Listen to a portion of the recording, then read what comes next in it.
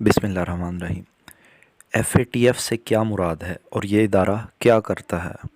1979 में दुनिया के 7 बड़े तरक्की याफ्ता ममालिक, जिनमें कनाडा, इटली, जर्मनी, बरतानिया, जापान, फ्रांस, अमेरिका के सरबराही इजलास के दौरान इस इदारे का क़याम वजूद में आया।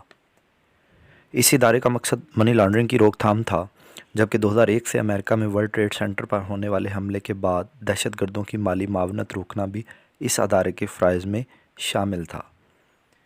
FATF ममालिक की 2 तरह दर्जाबंदी करता है, जिसमें ग्रे लिस्ट और ब्लैक लिस्ट शामिल हैं। पाकिस्तान को लेकर FATF की एक लंबी तारीख़ है। पाकिस्तान 3 मरतबा ग्रे लिस्ट में शामिल हुआ। पहली मरतबा पाकिस्तान 2008 में ग्रे लिस्ट में शामिल हुआ और 2010 में निकला।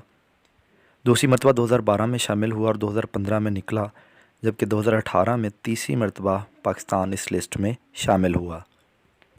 इस मरतबा FATF की जानब से पाकिस्तान को इस लिस्ट में से निकलने के लिए 34 नुकात पर मुश्तमिल एक्शन प्लान दिया गया था।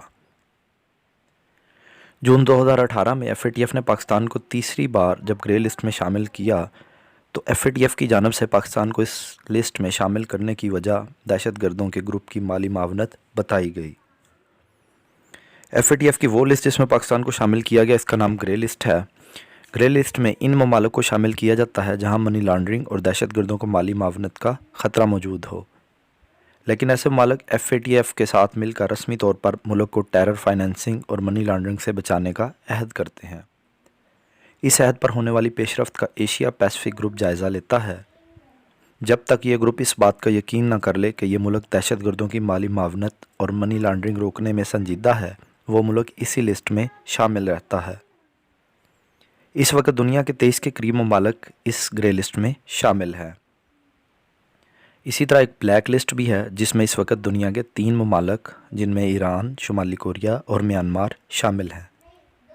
इसका मतलब है कि इन ममालिक पर पाबंदियाँ लग सकती हैं और कर्ज़ा देने का अमल बंद हो सकता है। पाकिस्तान इस लिस्ट में दूसरी मरतबा 2013 में शामिल हुआ था और अपनी तसल्ली बख्श कारकर्दगी की बुनियाद पर इस लिस्ट से निकल गया था। ग्रे लिस्ट में शामिल रहने के क्या नुकसानात हैं? इस फहरिस्त में शामिल होने का सबसे बड़ा और बुरा असर मईशत पर पड़ता है।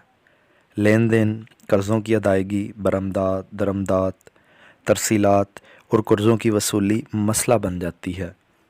बैनुल-अक़वामी सरमायाकार ऐसे ममालिक में सरमायाकारी करने को ख़तरा समझते हैं। तिजारत और माशी सरगर्मियाँ सुस्त पड़ जाती हैं। मिसाल के तौर पर अगर कोई मुल्क ऐसे ममालिक को कर्जा दे भी तो शरह सूद ज़्यादा लगाएगा, जिससे इस मुल्क की मईशत पर बुरा असर पड़ेगा। पाकिस्तान को इस लिस्ट में से निकलने के लिए 39 अरकान में से कम 12 अरकान की हिमायत दरकार थी। दूसरी जानब भारत और इसके इत्तेहादी ममालिक की कोशिश थी कि पाकिस्तान को ब्लैक लिस्ट कर दिया जाए, लेकिन पाकिस्तान के इत्तेहादी इस बात को मानते हैं कि जिस तरह महदूद वसाइल के बावजूद पाकिस्तान ने FATF के इन नुकात पर अमल किया, पाकिस्तान का इस लिस्ट से निकलना ज़रूरी था। पाकिस्तान ने FATF के दिए हुए तमाम 34 नुकात पर मुकम्मल अमल दरामद किया था और इसको FATF ने तस्लीम भी कर लिया था और इसी को मानते हुए पाकिस्तान को ग्रे लिस्ट से निकाल दिया। पाकिस्तान को इस लिस्ट से निकलने के क्या फ़ायदे होंगे? FATF की ग्रे लिस्ट से निकलने पर पाकिस्तान की आलमी सतह पर साख में बेहतरी आएगी। पाकिस्तान के IMF और वर्ल्ड बैंक जैसे इदारों से माशी रास्ते हमवार हो जाएंगे। ग्रे लिस्ट से निकलने पर पाकिस्तान को IMF, वर्ल्ड बैंक और एशियाई तरक्याती बैंक जैसे इदारों से कर्ज़ के हसूल में आसानी पैदा होगी।